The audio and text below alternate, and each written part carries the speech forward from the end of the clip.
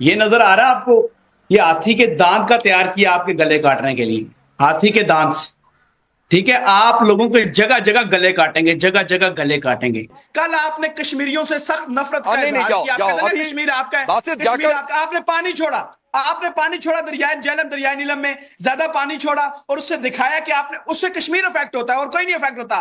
अस्सलामुअलैकुम नाज़रीन, जैसा कि आपने हाईलाइट में देखा, मज़ीद वीडियो कुछ सेकंड के बाद आपके साथ शेयर करते हैं। जिस दिन से जम्मू कश्मीर में भारतीयों पर हमला हुआ है, उस दिन से भारत ने पाकिस्तान पर इल्ज़ाम लगाना शुरू कर दिया है और पाकिस्तान पर हमला करने की धमकियां दे रहे हैं। पाकिस्तानी उसी दिन से इस इंतजार में है कि भारत का पाकिस्तान पर अटैक करेगा, लेकिन लगता है कि इस बार भारतीय मीडिया पर ही अटैक जारी रहेगा। वैसे भारत की हिम्मत नहीं है कि पाकिस्तान पर अटैक कर सके, और ऐसा भी लगता है कि इस बार किसी भी भारतीय पायलट का चाय पीने का मूड नहीं है।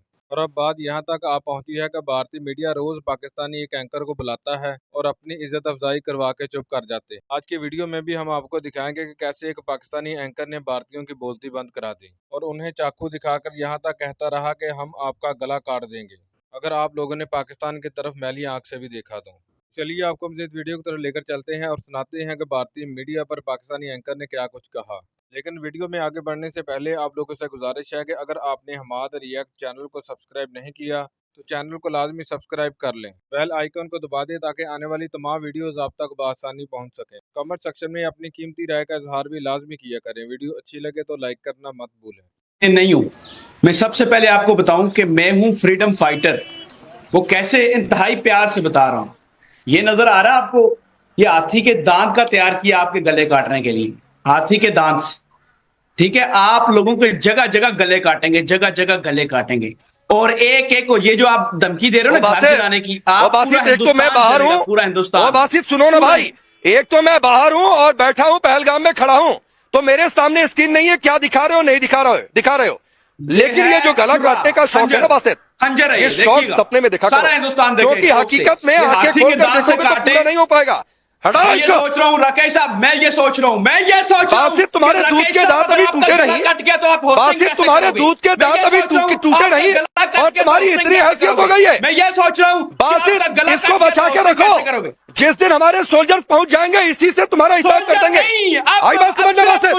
कर्नल टीपी जागी इस बासित को जिसके दूध के दांत नहीं टूटे हैं, आवाज डाउन करिए पीसीआर की। पाकिस्तान से जो भी बदतमीजी करे, पीसीआर बीरा कहे, आवाज डाउन करिए, इसलिए कि इन्हें तमीज की भाषा नहीं समझ में आती है।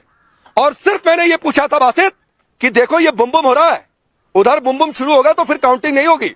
इधर तो चूंकि अपने लोग हैं, दो चार तुम्हारे घुस के बैठे हुए हैं, तो ये ध्यान रखना पड़ रहा है। उधर घुस गए तो ये ध्यान नहीं देना पड़ेगा। तो कर्नल टीपी त्यागी, इन्हें सामान्य भाषा समझ में नहीं आ सकती है, इनका सीमा उस पर घुसो तो यही तरीका है कि एक साइड से हिसाब करना शुरू करो और यहाँ पर चैनल पर एक ही हिसाब है कि इनकी आवाज डाउन करवा दो। चाहिए भाई इस बासित को स्क्रीन पर, ये देखो मिसाइलों की फायरिंग और रेंज तो आपने जो फायरिंग की मेरे इलाके पे, पता नहीं क्या खत्म कल आप डर गए थे, आपने मेरे इलाके पे फायरिंग करके दिखाई है कल के शो के बाद। मैं आपको एक बात बताऊं, आप राकेश साहब, सबसे पहला सवाल तो आपसे पूछ रहा हूं मैं, मुझे बताओ जब आपका गला कट जाएगा आप होस्टिंग कैसे करोगे? एक प्यार से जवाब दे दो बस, गला होस्टिंग कैसे करोगे? आपका गला जब काट देंगे, इसका जवाब चाहिए पहले। आओ, हैसियत है बासित, खड़ा हूं इसी पहलगाम में, आओ ना, इसी पहलगाम में खड़ा हूं, हैसियत है तुम्हारी, हैसियत है तुम्हारी बासित। मैं पहलगाम में आ जाओ, हैसियत है तो आपको मैं दिल्ली में इसी बैसनल घाटी में भेजा था ना अपने दो टके के आतंकियों को, भाड़े के कट्टुओं को भेजा था ना। दिल्ली खड़ा हूं ना इसी पहलगाम में, आ जाओ, आ जाओ, हैसियत है तो दिल्ली मुंबई में, आ जाओ, हैसियत है तो बासित, आ जाओ, इस बार आ जाओ बासित, हैसियत है तो आ जाओ, आ जाओ। ये सब्जी चाकू, नहीं तुम ये सब्जी काटने का चाकू लेकर घूमते रहो भाई, सब्जियां काटो घर में जाके, तुम इसी लायक को, तुम्हारे दूध के दांत टूटे नहीं है तो आप बासित। एक एक गलत। और मेरी बात सुने, एक बार बात सुने, कल आपने कश्मीरियों से सख्त नफरत का इजहार किया। कश्मीर आपका है, कश्मीर आपका। आपने पानी छोड़ा, आपने पानी छोड़ा दरियाए झेलम, दरियाए नीलम में ज्यादा पानी छोड़ा और उससे दिखाया कि आपने, उससे कश्मीर इफेक्ट होता है और कोई नहीं इफेक्ट होता।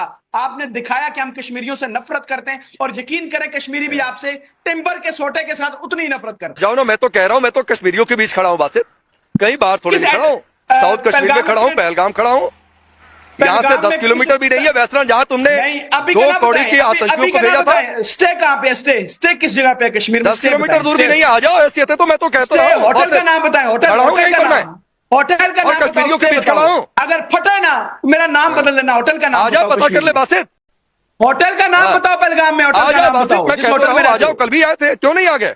24 घंटे का पड़ गया क्या बात? होटल का नाम नहीं बता रहे, होटल का नाम नहीं बता रहे। तो सुधाकर जी ये हैसियत है। होटल का नाम बताओ, होटल का नाम बताओ, होटल का नाम बताओ पहलगाम में, होटल का नाम बताओ लाइव। होटल किस होटल में स्टे है? आ जाओ आ जाओ जल्द आ जाओ, यहीं पर खड़ा हूँ, इसी सड़क पर खड़ा हूँ, अगले 24 घंटे आ जाओ की बात है। आ जाओ यही सड़क पर खड़ा हो, बस फ्रीडम फाइटर्स, चलो आ जाओ, चल की बात है, आ जाओ यही सड़क पर खड़ा हो, बस फ्रीडम फाइटर्स, चलो आ जाओ। चलो रुक जाओ। अजीम भट्ट, बोलो। अजीम भट्ट भाई, आपने शुरुआत की थी कि बड़े संजीदगी से गुफ्तगू करना चाहते हैं, तो भाई संजीदगी ये गीदड़ बच्चों पर आकर रुकती है क्या? संजीदगी इस बात पर नहीं आती है कि आर्मी कॉमर्शियल एक्टिविटी में ज्यादा इन्वॉल्व है। आसिम मुनीर का परिवार विदेश चला गया है। आसिम मुनीर पर तो खुद आरोप है कि फॉरेन में प्रॉपर्टीज खड़ी कर रखी हुई है।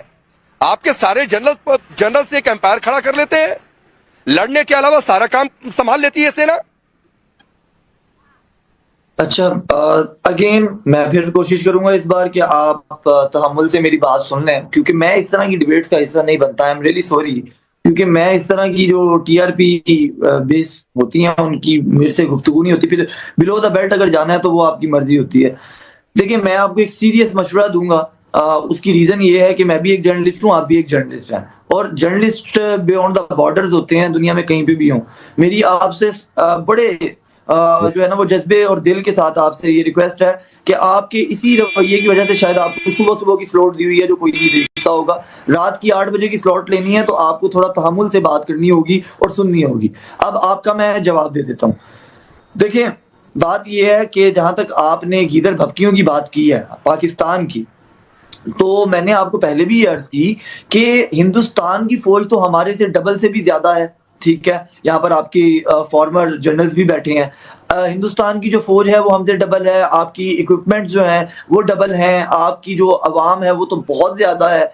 तो मैं ये इंतजार कर रहा हूँ तकरीबन 76 सालों से कि आप लोग का पाकिस्तान पर हमला करें, और जो आप यहाँ पर मीडिया वॉर करते हैं कि हम पाकिस्तान के 4 टुकड़े करेंगे, 8 टुकड़े करेंगे, वो कब करेंगे? क्या वो मीडिया पे करेंगे? क्या आप वो मीडिया पे रहते हुए हमारे साथ मीडिया की लड़ाई लड़ेंगे? अच्छा, अजीम भाई हकीकत क्या है? अजीम भाई सुनो, आप बड़ी संजीदगी से बात करना चाहते हो ना।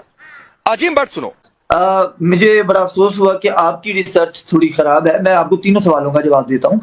जहां तक 1971 की वॉर की बात है तो उसके 2 एस्पेक्ट्स हैं। उसके अंदर बिल्कुल आप लोगों ने जो इन्वेड किया और इंटरनेशनल लॉज की खिलाफ वर्जी करते हुए एक मोल के अंदर आपने आके मुक्तिबानी बना के प्रॉक्सी वॉर की, और उसके ऊपर जो रिजल्ट हुआ वो पाकिस्तान से आपने इस पाकिस्तान को लिया। लेकिन अब आप ये अंदाजा करें कि इस वक्त वहां पर जो आपने 50 साल बीज बोया, वहां पर आज नारा ये लग रहा है कि तुम ही कौन हम ही कौन, रजाकार रजाकार। तो आपको उसका जवाब तो मिल गया कि 50 साल की आपकी इन्वेस्टमेंट जो है वो चले गई 0/0। अब आज देखिए आप मेरी अच्छा अजीम भाई ये बताओ पाकिस्तान के 2 टुकड़े हुए थे कि नहीं? हाँ या ना? काटिएगा पाकिस्तान के 2 टुकड़े 71 वॉर के बाद हुए थे कि नहीं? मैं आपको जवाब दे रहा हूँ। नहीं, मैं आप ही के पास भरपूर समय दूंगा, तनाव मत लो। हम हिंदुस्तानी किसी के साथ अन्याय नहीं करते हैं, अच्छे भी आदमी बुरे भी आदमी, बुरे आदमी को बराबर। हाँ मैं जवाब दे रहा हूँ, मुझे एक छोटी छोटी बात है, फिर आप बोले ना, मैं भरपूर समय दूंगा, कोई चिंता की बात नहीं। आपने मुझे कहा कि हाँ ले रहा हूँ। पाकिस्तान के 2 टुकड़े हुए थे कि नहीं 71 वॉर के बाद?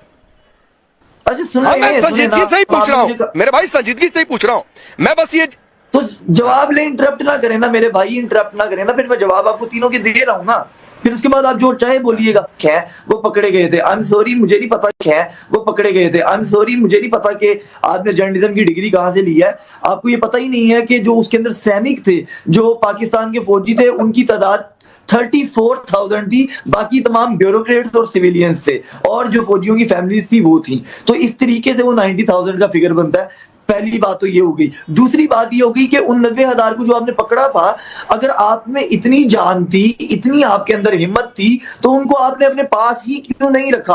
आज ऐसा क्यों हुआ कि आपने उनको फौरी वापस कर दिया? ठीक है, हम लोगों ने कुलभूषण यादव को पकड़ा हुआ है और पकड़ के रखेंगे, और मुमकिन है उसको मीनारे पाकिस्तान के अंदर फांसी में भी टांग दें। ठीक है, तो आप उसके लिए भी तैयार रहिएगा। आपने उनको वापस किया, एक बात। अब आ जाते हैं आपके रिसेंट सवाल के अंदर लाहौर वाले के ऊपर, जब लाहौर वाला वाकया बार बार कोट कर रहे हैं। तो मेरे भाई प्रॉक्सी वॉर्स की जहां तक आप बात करेंगे, अभिनंदन को यहाँ पे मार के गिराया था, हमारी फौज के अलावा हमारी आम आवाम ने उसको जूतियां मारी थी।